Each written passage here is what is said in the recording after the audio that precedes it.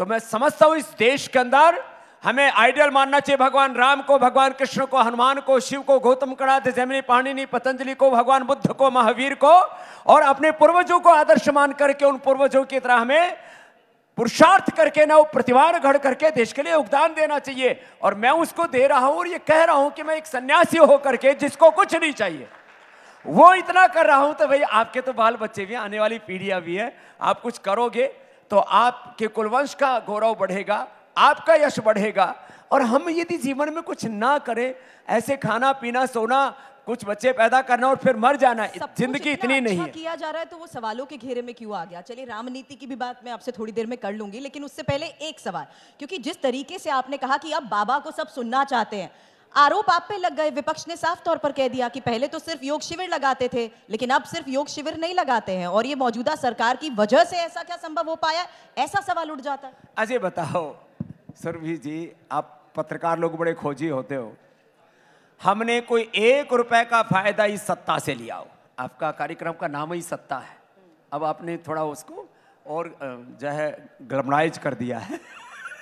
सत्ता से हमने 1 रुपए का फायदा ही नहीं लिया, न पद्मश्री, न पद्म भूषण, न पद्म विभूषण, न भारत रत्न में, क्योंकि मानता हूं जो भारत में पैदा हुआ हर एक देश की मिट्टी का यहां पर जो पैदा वो भारत रत्न है, जन्म से हम भारत रत्न है।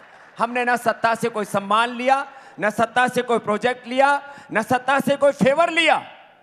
लेकिन मैं इतना तो ये तो मानता हूं कि ये सत्ता धर्म विरोधी नहीं है, ये सत्ता राष्ट्र विरोधी नहीं है, योग आयुर्वेद की विरोधी नहीं है। तो ऐसी सत्ता होनी चाहिए देश में। तो आपकी नजर में यही इतिहास में भी झलकता है, इसलिए आप कह रहे हैं कि अकबर का गुणगान होता? नहीं, मैं कहता हूं कि महान हमारे पूर्वजों के इतिहास को न पढ़ा करके 80% यहाँ पर मुगलों को, ब्रिटिशर्स को और जिन लोगों ने इस देश की सांस्कृतिक, वैचारिक, आर्थिक, राजनीतिक बहुत तरह से हानियां की, उसको उनको यहाँ पर बहुत ज्यादा महिमा मंडित किया गया और अपने जो रियल हीरो थे इस देश के उनको बिसराया गया। तो वापस इस देश को अपने अतीत के गौरव को अपने साथ में लेकर के वर्तमान में प्रचंड पुरुषार्थ करते हुए भारत को एक स्वर्ण युग की ओर ले जाना है। अब वो गवर्नमेंट जो है उसको विकसित भारत का नाम देती है, वो उनका एक राजनीतिक एक लक्ष्य हो सकता है, लेकिन हर भारतीय का ये लक्ष्य होना चाहिए। कोई एक सत्ता देश को कहीं नहीं ले जा सकती। समाज, राष्ट्र का जो नागरिक है वो देश की असली ताकत होता है, और मैं उस नागरिक के अंदर भारत का भविष्य देखता हूं। चलिए, सत्ता की सरगर्मी के बीच किस तरीके से विपक्ष को और नेताओं को योग करना चाहिए अपना स्ट्रेस कम करने के लिए, उस पर भी बात करूंगी। लेकिन उससे पहले राम मंदिर आप भी गए, कैसा लगा आपको? 550 साल बाद राम लौट आए हैं, अब राम राज्य कैसा लगा?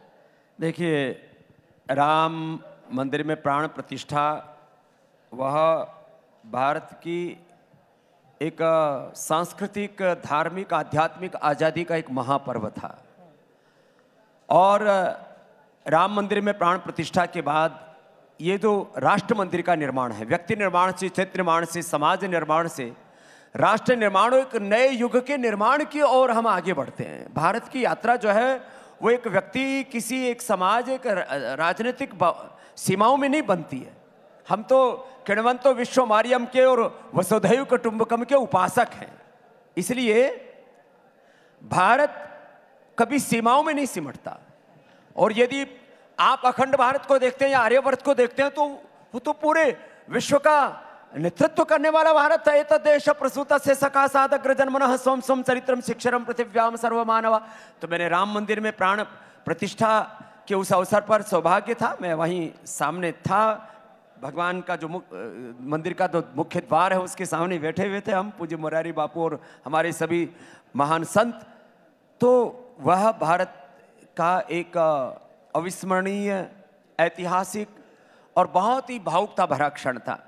मैं ओंकार, निराकार, गायत्री का उपासक हूँ, तब भी जिस तरह से प्रथम विग्रह का दर्शन किया तो करीब आधे घंटे तक मेरी आंखों से अश्रुपात होता रहा। वो